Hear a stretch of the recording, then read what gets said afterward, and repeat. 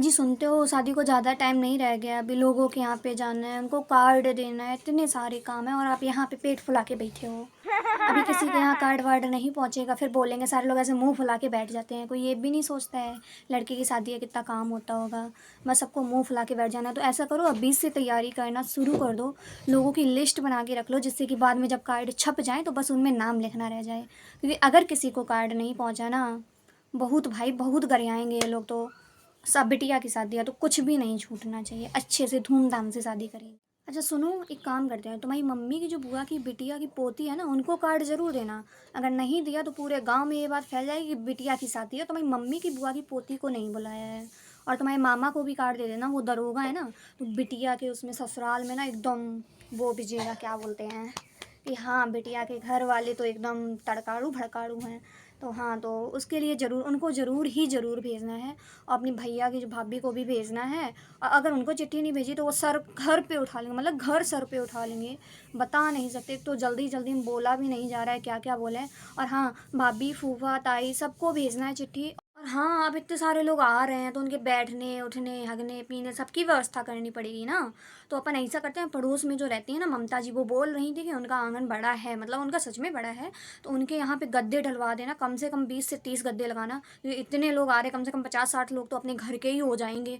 तो उस वजह से वहाँ पे जाके सबसे पहले उनके यहाँ पे गद्दे की व्यवस्था करना, और उनके यहाँ पे ही उनके छत पे नाश्ते की व्यवस्था कर देना। और फिर हगने मूतने का तो देखा जाएगा, वो जहाँ भी जाएँ, खेत वेत हैं अपने यहाँ पे बहुत सारे, तो वहाँ चले जाएंगे। वैसे हैं तो 4-5 तो हमने व्यवस्था कर रखी है। एक उनके यहाँ पे हो जाएगा, और ममता जी के यहाँ पे, सुनीता जी के यहाँ पे, तो ऐसे करके व्यवस्था तो हो जाएगा पूरी। बट फिर भी देखना तो पड़ेगा ना।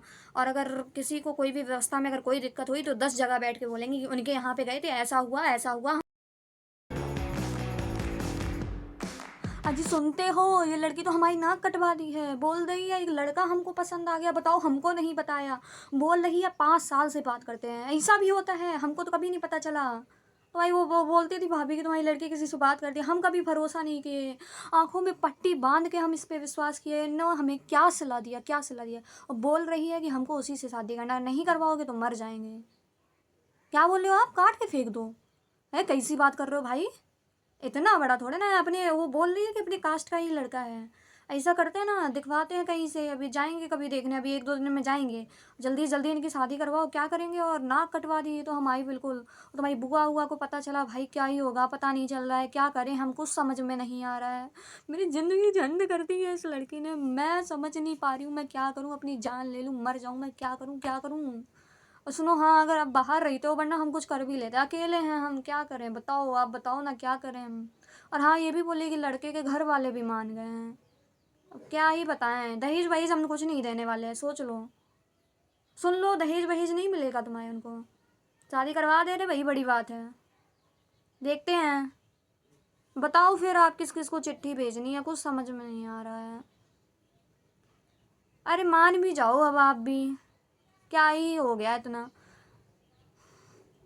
वो बात तो सही है आपकी, अब रिश्तेदार तो देंगे ही ताने, काम ही ऐसा किए हैं ये। हमें तो रिश्तेदारों को बताने की हिम्मत नहीं हो रही, बुलाएं कैसे हम उनको शादी में, क्या करें, कुछ समझ में नहीं आ रहा है। सुनो ना, ऐसा करते हैं ना, ज़्यादा लोगों को नहीं बुलाएंगे। सब बोलेंगे ना तो वैसे कि बिटिया पे इतना भरोसा करती थी, बोलती थी पढ़ रही है, दिन भर पढ़ती थी बिटिया, और अभी देखो क्या करके बैठी हैं। तो लव मैरिज और कर रही हैं, बताओ रे बताओ कैसे चलेगा। नाक कटवा दी है ये तो, हमारी नाक कटवा दी, क्या करें हम, कुछ समझ में नहीं आ रहा है। और अब किसी को बुलाएंगे शादी में तो 10 लोग 10 बातें बनाएंगे, एक बात बनाए तो भी है 10 लोगों की सुनी भी लाए। अब 10 लोग 10 बातें बनाएंगी, 100 बातें सुनने पड़ेंगी। और तुम्हारी बुआ जी आएंगी, वो तो पहाड़ उठा लेंगी अपने सर पे। अब ऐसा करते हैं, सुनो सुनो सुनो, मेरी सुनो, तुम हाइपर मत हो, सुनो मेरी सुनो आप। अपने भैया भाभी को बुला लेना। मैं तो अपने भैया भाभी को नहीं बुलाऊंगी, क्योंकि हमने इसकी इतनी बड़ाई की है हर जगह बैठ बैठ के, बता नहीं सकते हैं। हम अपनी मम्मी को बुला लेंगे, तुम अपनी मम्मी को, भैया भाभी को, बस इतने लोग ही रखते हैं, बाकी वो देखेंगे जिनको जिनको बुलाना होगा। दहेज, दहेज का तो हम इतना भी ना दें, लड़की ही दे रहे हैं, वो काफ़ी नहीं है क्या। ये सब इस लड़की की वजह से हो रहा, सोचा था इसकी इतनी अच्छे घर में शादी कराएंगे, क्या कर रही है ये। एक देख लिया है लप्पू सा सचिन, दिमाग का झंडू बाम करके रख रखा है इस लड़की ने। मन तो हो रहा है इसका भी हाल मारे बहुत, फालतू का ड्रामा करती रहती है। पढ़ने जाती थी ना तू तो, क्या ना चल रहा है? आप तो कुछ कर नहीं पाओगे। ये पढ़ेंगी। इन जैसे बच्चों को ना घर से निकालना ही नहीं चाहिए। विश्वास करके बहुत बड़ी गलती की है हमने। समझ में नहीं आ रहा है। अगर हम अपनी अभी उनको, तुम्हारी बुआ की बिटिया को बुलाएंगे ना, वो बोलेंगी हम तो पहले ही बोले थे दीदी ध्यान रखा करो, ध्यान रखा करो। उनकी बिटिया तो बन गई टीचर, ये क्या कर रही है? लव मैरिज कर रही हैं। उनके मेरी मामा की जो बिटिया है वो डॉक्टर बन गई है। ये क्या कर रही है?